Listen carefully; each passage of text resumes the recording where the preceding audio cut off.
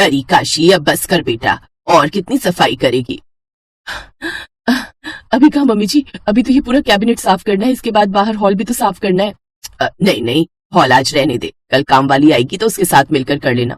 ना ना मम्मी जी, उससे तो मैं दिवाली की सफाई में हाथ भी ना लगवाऊं। बड़ी मक्कार हो गई है, जरा सा हाथ बटाएगी और फिर मुंह फाड़ कर पैसे मांगेगी। रहने दीजिए, मैं सब कर लूंगी। उफ, तुझे समझाना मतलब तो भैंस के बराबर बीन बजाने जैसा है। माना कि दिवाली के त्योहार पर घर की साफ सफाई की जाती है, पर इस तरह से एक एक चीज को कौन खींचता है भाई। तेरी साफ सफाई के चक्कर में वहाँ पूरी की पूरी रसोई मुझे संभालनी पड़ रही है। तो ये निकली ना असली बात, आपको दिवाली की सफाई से प्रॉब्लम नहीं है, बल्कि रसोई संभालने से प्रॉब्लम है। नहीं री, रोज का काम तो यूं चुटकियों में मैं निपटा लूं, लेकिन क्या मम्मी जी, रोज के खाने के अलावा और क्या करना है आपको रसोई में? अरे कल दिशा का फोन आया था, बोल रही थी कि इस बार दिवाली पर बाजार से खरीद कर ना भेजूं मिठाई। उसके ससुराल वालों की खास फरमाइश आई है, मेरे हाथ से बना कलाकंद, बेसन के लड्डू और साथ में ढोकला चाहिए उन्हें। हाँ तो आपके हाथ का चाहिए तो बनाइए ना, क्या परेशानी है। ये कहते हुए काशी फिर से अलमारी में जमी हुई धूल साफ करने लगी। वो लगातार अपनी सास से नजरें चुरा रही थी और ये बात उसकी सास कमला भी अच्छे से समझ रही थी। मेरे हाथ का मतलब कि सब कुछ मैं अकेले खड़ी होकर बनाऊंगी क्या? बहू जितना मन घर के बाकी कामों में लगाती हो, उतना ही अगर रसोई में लगा लो ना, तो कसम से हमारा घर स्वर्ग बन जाए। अरे अरे मम्मी जी, ऐसे तो गलती से भी नहीं होना चाहिए। अगर हमारा घर स्वर्ग बन गया तो हम सब तो स्वर्गवासी हो जाएंगे ना। जब मैं सचमुच स्वर्गवासी हो जाऊंगी ना, तब समझ आएगा कि एक औरत के लिए रसोई में मन लगाना कितना जरूरी होता है। ओफो मम्मी जी, अब आपकी सारी उम्मीदें मैं अकेली तो पूरी नहीं कर सकती ना। कुछ काम मीनाक्षी को भी बोल दिया कीजिए, कब तक वो नई बहू बनी रहेगी। मैं अगर दिवाली की साफ सफाई में लगी हूँ तो उसे आप रसोई में लगाइए ना अपने साथ। ये कहकर काशी अपनी सास की तरफ देखकर मुस्कुरा दी, जिसके जवाब में कमला ने गुस्से से उसे घूरा और फिर वहां से चली गई। असल में कमला के 3 बच्चे थे। बड़ा बेटा किशोर, जिसकी पत्नी काशी थी, उसकी छोटी बेटी दिशा, जिसकी भी शादी हो चुकी थी, और तीसरा और सबसे छोटा बेटा सर्वेश, जिसकी शादी बस 1 महीने पहले उसके ही ऑफिस में काम करने वाली मीनाक्षी से हुई थी। शादी के 2 दिन बाद ही मीनाक्षी अपने मायके चली गई थी और अब दिवाली से 3 दिन पहले ही ससुराल लौटी थी। तो अब तक सही मायने में अपने घर का कोई काम उसने नहीं संभाला था। दूसरी तरफ कमला को शुरू से ही खाना बनाने और खिलाने का बड़ा शौक था, लेकिन उसकी बड़ी बहू काशी उससे बिल्कुल उलट निकली। वो घर के सारे काम कर लेती, लेकिन रसोई में खाना बनाना उसे बिल्कुल पसंद नहीं था। और अब वाकई कमला की सारी उम्मीदें अपनी नई बहू पर ही टिकी हुई थी। मीनाक्षी, कैसी हो बेटा? अरे मम्मी जी, आइए ना, मैं अच्छी हूँ, आप कैसी हैं? अब बस ठीक ही हूँ बेटा। अब तुम देख ही रही हो घर में कितना काम फैला हुआ है। काशी घर की साफ सफाई में लगी है, उसे तो बिल्कुल फुर्सत नहीं। तो तुम ऐसा करो, दिवाली के पकवान बनाने में तुम मेरी थोड़ी मदद कर दो चल के। ओह मम्मी जी, आप क्यों इतनी टेंशन ले रही हैं? आप मुझे बताइए, आपको दिवाली के लिए क्या क्या चाहिए? देखिए आजकल सब कुछ ऑनलाइन मिल जाता है, और वो भी एकदम प्रीमियम क्वालिटी में। अरे नहीं नहीं बेटा, जितने में 1 किलो मिठाई आएगी ना यहाँ से, उतने में तो सारे पकवान बनकर तैयार हो जाएंगे घर में। और ये कंपनी वाले कितना भी बोले, घर जैसी शुद्धता थोड़ी ही ला सकते हैं। और फिर इस बार दिशा के ससुराल से खास फरमाइश आई है कि मेरे हाथ का बना कलाकंद, बेसन के लड्डू। और ये क्या बात हुई? दिशा दीदी के घर वालों को सोचना चाहिए कि इस उम्र में आप कैसे करेंगे इतना कुछ, और ससुराल वाले नहीं सोच रहे तो दिशा दीदी को तो सोचना ही चाहिए। अब रुकिए, मैं अभी दिशा दीदी से बात करती हूँ। नहीं नहीं रुक जाओ बेटा, अब मैं खुद बात कर लूंगी उससे, तुम फोन मत करो। मीनाक्षी से हुई इस बातचीत से कमला को इतना तो समझ आ गया कि 2-2 बहुओं के होते हुए भी उसकी रसोई उसके बाद सुनी ही रहने वाली थी। क्या करूं, फोन करके दिशा को मना ही कर दूं क्या? अब नहीं, साल का सबसे बड़ा त्योहार है, और फिर मांगा ही क्या है उसके घर वालों ने, बस थोड़े बहुत पकवान। बहुएं नहीं लगेंगी साथ में तो क्या मेरे घर में दिवाली के पकवान नहीं बनेंगे? अब चलो फिर मैं भी इन दोनों को दिखाई देती हूँ कि मैं क्या चीज हूँ। अब तो दिवाली के लिए इतने सारे पकवान बनाऊंगी मैं कि ये दोनों की दोनों शर्म से पानी पानी हो जाएंगी। कमला का ऐसा सोचना सही था या गलत, ये तो फिलहाल कोई नहीं जानता था, लेकिन उसकी बहुएं ये जान गई थी कि उनकी चाल नाकाम हो गई थी। उफ़, मीनाक्षी ये तो फिर से रसोई में पहुंच गई। हाँ भाभी, मुझे तो लगा था अकेले सब कुछ करने का सोचकर मम्मी जी हार मान जाएंगी और फिर दिवाली के सारे पकवान हम ऑनलाइन मंगवा लेंगे। मैं इस घर में तुमसे पहले से हूँ और मम्मी जी को तुमसे बेहतर जानती हूँ। कहा था ना तुमसे कि तुम्हारा आइडिया एकदम बेकार है। अब हाँ तो आप ही कोई तरकीब बताइए ना, बोलिए अब क्या करें हम। फिलहाल तो मम्मी जी के साथ रसोई में लगने के अलावा और कोई ऑप्शन है नहीं हमारे पास। फालतू में तुम्हारी बातों में आ गई और घर की साफ सफाई में लगी रही। पहले इतना थक गई हूँ और अब यहाँ रसोई में लगना पड़ेगा। ओहो भाभी, आप मम्मी जी को थोड़ा बहुत काम करने तो दो। आप देखना 1-2 घंटे में जोश ठंडा पड़ जाएगा इनका, फिर खुद आकर सब कुछ ऑनलाइन ऑर्डर करवाएंगी मुझसे। अच्छा, अब ऐसा करना मुझे ठीक तो नहीं लग रहा, लेकिन चलो ट्राई करके देखते हैं। इसके बाद दोनों बहुएं अपने अपने कमरों में चली गईं और आराम से सो गईं। दूसरी तरफ कमला अकेली रसोई में लगी रही। फिर करीब 4 घंटों के बाद, मीनाक्षी जल्दी उठो। क्या हो गया भाभी, सब ठीक तो है? नहीं, कुछ ठीक नहीं है। मम्मी जी ये उन्हें हॉस्पिटल लेकर गए हैं। क्या? पर हुआ क्या उन्हें? सब हमारी गलती है मीनाक्षी, ये जानते हुए भी कि मम्मी जी को बीपी की प्रॉब्लम है, हमने उन्हें किचन में इतना सारा काम करने दिया। ये जब ऑफिस से आए तो मम्मी जी किचन में बेहोश पड़ी हुई थी। इन्होंने तो मुझे इतना डांटा कि क्या कहूँ। अरे बाप रे, और भाभी ये भी ऑफिस से आ गए क्या? नहीं, इन्होंने सर्वेश भैया को फोन करके सीधे हॉस्पिटल आने को बोला है। शुक्र है।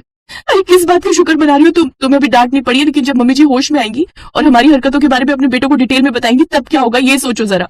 अरे हाँ भाभी, तो अब क्या करें?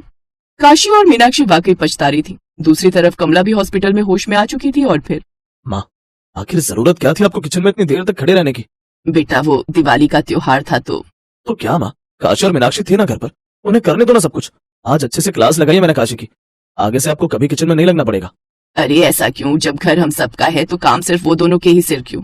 और बेटा काशी से तुझे कुछ नहीं कहना चाहिए था। वो बेचारी पहले ही कितने दिनों से घर की साफ सफाई में लगी है, और मीनाक्षी वो तो अभी नई है बेचारी, उसे थोड़ा समय तो लगेगा ना सब कुछ समझने करने में। और मेरी चिंता मत करो तुम दोनों, मैं ठीक हूँ बिल्कुल। हॉस्पिटल के कमरे के बाहर खड़ी काशी और मीनाक्षी अब वाकई शर्म से पानी पानी हो गई थी। उनकी सास कमला ने उनके खिलाफ अपने बेटों से कुछ नहीं कहा। और फिर कमला के घर आने के बाद, अब सर्वेश बेटा जरा 2 मिनट मेरे साथ बैठ दो, दिवाली के लिए सारे पकवान मंगा लेते हैं, वरना फिर दिशा के घर समय से पहुंच नहीं पाएगा सब कुछ। अरे पर बाहर से कुछ क्यों मंगवाना है माँ? मैंने तो सुना है कि दिशा दीदी के घर वालों को इस बार सब कुछ घर का बना हुआ चाहिए था ना। हाँ चाहिए तो था, लेकिन अब कैसे बनेगा सब कुछ? कैसे नहीं, सब कुछ कैसा बना है आप तो ये बताइए मम्मी जी। ये कहते हुए काशी ने अलग अलग पकवानों से भरी प्लेट कमला की तरफ बढ़ा दी, जिसे देखकर कमला ने कहा, अरे वाह, तुम लोगों ने पहले ही इतना कुछ मंगवा लिया। मंगवाया नहीं मम्मी जी, ऑनलाइन वीडियोस की कृपा से ये सब कुछ आपकी दोनों बहुओं ने मिलकर घर पर ही बनाया है। हाँ मम्मी जी, हमें माफ कर दीजिए, कायदे से तो ये सब हमें पहले ही कर लेना चाहिए था। अरे कैसे कर लेती पहले, जब मैंने ही तुमसे करने नहीं कहा था? किशोर सर्वेश आ जाओ भाई, बाकी बातें बाद में, पहले जरा ये कलाकंद चखते हैं। जरा देखे तो ये देवरानी जेठानी मिलकर अपनी सास को हरा पाई है या नहीं। ये कहकर कमला ने कलाकंद का एक टुकड़ा अपने मुंह में रख लिया और फिर उसकी आंखों से आंसू बहने लगे। और फिर पूरा परिवार दिवाली की खुशियां मनाने के लिए तैयार हो गया।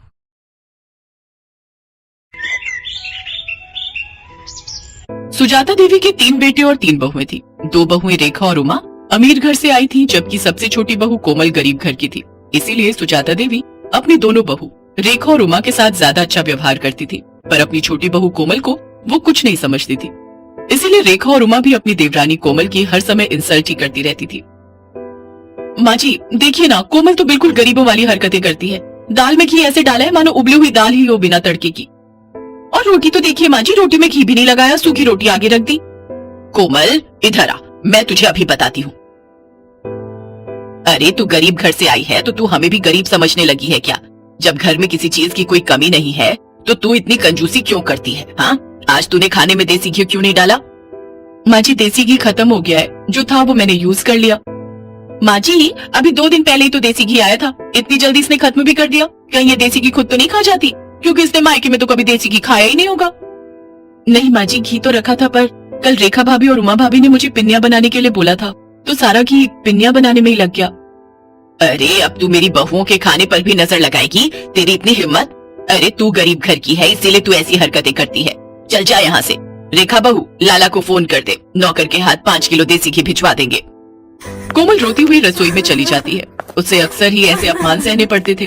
नया साल आने वाला था, घर में नए साल की पार्टी की तैयारी चल रही थी। रेखा और उमा दोनों ने ही अपने मायके वालों को नए साल की पार्टी के लिए इनवाइट किया हुआ था, बस कोमल के ही मायके वाले रह गए थे। माँ जी हमने अपने अपने घर में तो सबको बोल दिया है नए साल पर आने के लिए, पर कोमल के घर वालों को बोलना भी रह गया है, कैसे करना है फिर? अरे छोड़ो ना, उन भिखारियों को बुलाने की क्या जरूरत है? पार्टी में तुम दोनों के घर से सब लोग आ जाएंगे। अब तुम्हारे मायके वालों में और कोमल के मायके वालों में बहुत फर्क है। नहीं माँ जी ऐसा मत कीजिए, मैं तो कहती हूँ इसके मायके वालों को बुला ही लेते हैं, सबके सामने उनका ऐसा अपमान करेंगे कि हमेशा याद रखेंगी। कान इधर लाइए, मैं आप सबको समझाती हूँ। रेखा और उमा अपनी सास के साथ मिलकर कोमल के मायके वालों को अपमानित करने की योजना बनाती हैं। बहू, घर में नए साल की पार्टी है, रेखा और उमा के मायके वाले भी आ रहे हैं, तो मैं चाहती हूँ कि तुम भी अपने मायके वालों को न्योता दे दो। इस बार नया साल हम सब मिलकर मनाएंगे। जी माँ जी, मैं फोन कर देती हूँ। अब आएगा मजा, आने दो इसके मायके वालों को। कोमल को जरा सी भी भनक नहीं थी कि उसकी पीठ पीछे उसकी सास और जेठानियां उसके खिलाफ क्या षड्यंत्र रच रही है। 31 दिसंबर का दिन आ जाता है। कोमल के ससुराल में पार्टी की तैयारी चल रही थी। रेखा और उमा के मायके वाले आने शुरू हो गए थे। रेखा और उमा ने रसोई में घुसकर तक नहीं देखा, वो तो अपने मायके वालों के साथ ही बातों में लगी हुई थी। कोमल बहू, मेहमानों को पकवान परोस दिए ना? अच्छे से घी मिर्च मसाले बढ़िया डाले हैं ना? कोई कंजूसी मत करना। मेहमान खुश होकर जाने चाहिए। और तुम्हारे माता पिता भाई बहन सब कहाँ रह गए? बड़ी देर कर दी उन्होंने आने में। वो लोग भी समय पर आ जाते तो पार्टी का मजा ले लेते।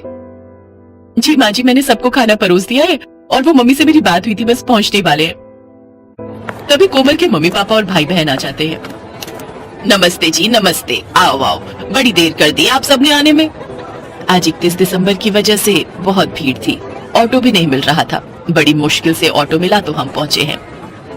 हाँ हाँ, मैं तो भूल ही गई थी। वो रेखा बहू और उमा बहू के घर वाले गाड़ी से आए हैं ना, तो मुझे आप लोगों का ध्यान ही नहीं रहा कि आप लोगों के पास तो गाड़ी ही नहीं है और आप लोगों की तो इतनी हैसियत भी नहीं है कि गाड़ी खरीद सको। खैर छोड़ो, आओ आप सबको रेखा बहू और उमा बहू के घर वालों से मिलवाती हूँ। समधन जी, ये कुछ मिठाई लाए थे नए साल के आने की खुशी में। रख दीजिए। वैसे हमारे घर तो वो बड़ी दुकान है ना जो बाजार में है, वहीं से शुद्ध घी की मिठाई आती है। देखते हैं, अगर हमने नहीं खाई तो घर के नौकरों को दे देंगे, उनका भी तो नया साल है। कोमल सब सुन और समझ रही थी। वो अब तक ये जान चुकी थी कि उसके मायके वालों का बहुत अपमान हो रहा है, पर वो उस समय चुप रही। कोमल की जेठ जेठानी अपने अपने घर वालों की आवभगत में व्यस्त हो गए। सूरज ये सब देख रहा था। कोमल, अपने मम्मी पापा के लिए भी प्लेट लगा दो, सब लोग खाना खा रहे हैं। तुषार, ज्योति, चलो तुम लोग भी खाना खा लो, चलो।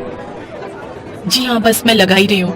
मम्मी पापा, तुषार, ज्योति, आओ बैठो, मैं आप सबको भी खाना परोस देती हूँ। कोमल जैसे ही खाना लेने रसोई में जाती है, वो देखती है सारे बर्तन खाली थे, उसमें खाना था ही नहीं। कोमल घबरा जाती है। अरे, बर्तनों में तो खाना ही नहीं है, मैंने तो बहुत सारा खाना बनाया था। क्या हुआ कोमल, तुम परेशान क्यों? अपने घर वालों के लिए खाना लगाओ। अच्छा नहीं लगता वो सब ऐसे ही बैठे हुए। क्या खाना लगाऊं? खाना तो बचा ही नहीं है। मैंने इतने सारे पकवान बनाए थे, बल्कि ज्यादा ही बनाए थे। रसोई में तो कुछ भी नहीं है। अच्छा नहीं लगता सबसे इस बारे में पूछना। रुको, मैं कुछ करती हूँ। पर ऐसा कैसे हो सकता है? अगर तुमने ज्यादा खाना बनाया था तो आखिर खाना खत्म कैसे हो गया? मैं अभी माँ और भाभीियों से ये बात पूछता हूँ। नहीं नहीं, अच्छा नहीं लगता, सब मेहमानों के बीच में बैठे हैं। कोई नहीं, मैं सबके लिए कुछ और बना देती हूँ, थोड़ी देर लगेगी। रुको, मैं बाजार से कुछ ऑर्डर करता हूँ। तुम कहाँ इतनी जल्दी जल्दी सब कुछ बना पाओगी? नहीं नहीं, बाजार का मंगवाओगे तो सबको पता चल जाएगा। आप टेंशन मत लो, मैं कुछ बना लेती हूँ। कोमल के मायके वाले बहुत देर तक बैठे रहे। कोमल सूरज को कुछ मंगवाने के लिए भी मना कर रही थी, क्योंकि उसके मम्मी पापा वगैरह को तो ये बात पता थी कि कोमल ने सारा खाना घर पर ही बनाया है। कोमल अपने मम्मी पापा का सम्मान रखने के लिए जल्दी जल्दी पूड़ियाँ और साथ में आलू की सब्जी बनाने लगी। तभी उसकी सास और दोनों जेठानी रसोई में आ गई। अरे कोमल, तुम ये पूड़ियाँ क्यों तल रही हो? इतना सारा खाना तो बचा हुआ है। अरे भाभी, आप समझते क्यों नहीं हो? कोमल अपने मम्मी पापा अपने भाई बहनों को गरम गरम खाना खिलाना चाहती है। इसने हमारे घर वालों को तो ठंडा खाना खिला दिया, अब अपने घर वालों को बढ़िया पकवान खिलाना चाहती है। इसके घर वालों ने कभी ऐसा बढ़िया खाना खाया नहीं होगा ना, तभी ये ऐसा कर रही है। जब इतना खाना पड़ा था तो ये सब बनाने की क्या जरूरत थी बहू? ये देखो कितना सारा खाना बचा हुआ है। ये थोड़ी है कि हम अच्छे खासे पैसे वाले हैं तो खाने की बर्बादी करें। माँ जी, थोड़ी देर पहले तक ये खाना नहीं था। रसोई में सारे बर्तन खाली थे। मुझे नहीं पता था कि भाभीियों ने सारा खाना कमरे में रखा हुआ है। मुझे सब समझ आ गया है माँ जी। मैं चाहे जितना मर्जी आप लोगों के लिए कर लूं, पर आप लोग जानबूझकर मुझे अपमानित करना हमेशा से ही चाहते हो। कमरे में मेरे मम्मी पापा और मेरे भाई बहन बैठे हुए हैं। अब मेरा मन नहीं है कि मैं इस घर में रुकूं। मैं उन लोगों के साथ अपने घर जा रही हूँ, अपनी माँ के घर। मुझे तो ऐसा लगता है कि यहाँ पर कोई मेरा अपना है ही नहीं। सूरज जी, मैं यहाँ नहीं रुक सकती। जहाँ इज्जत नहीं हो वहाँ से चले जाना ही अच्छा है। रुको कोमल, तुम अकेली नहीं जाओगी, मैं भी तुम्हारे साथ चलूंगा। अब हम यहाँ रहेंगे ही नहीं। जहाँ मेरी पत्नी की इज्जत नहीं, वहाँ मैं भी नहीं रह सकता। मैं भी कब से अपने आप को रोक कर बैठा था। अरे सूरज, ऐसा नहीं कहते, कोई बात नहीं, छोटी छोटी बातें होती रहती हैं। कोमल, गुस्सा थूक दो। और माँ, आप सब भी नए साल के दिन इस तरह की हरकतें करके घर में क्यों सबका मूड खराब कर रहे हो? कोमल शांत हो जाओ, अभी मेहमान चले जाएंगे, उसके बाद हम कल बात करेंगे। कोमल की सास और जेठानियां यही सोच रही थी कि शायद उन्होंने कुछ ज्यादा ही गलत कर दिया, पर अब बहुत देर हो चुकी थी। सूरज और कोमल ने अलग रहने का फैसला कर लिया और कुछ ही दिनों बाद वे दोनों अलग रहने चले गए। कोमल की सास और जेठानियों को बाद में खुद पर पछतावा होने लगा, क्योंकि कोमल के रहते उन्हें कोई काम ही नहीं करना पड़ता था। पर कोमल के जाने के बाद उनके सिर पर घर की सारी जिम्मेदारी आ गई और उन्होंने कोमल जैसी अच्छी स्वभाव वाली बहू का साथ खो दिया। कोमल अपने पति सूरज के साथ अपने छोटे से घर में सुकून से नए साल में नई जिंदगी की शुरुआत करती है।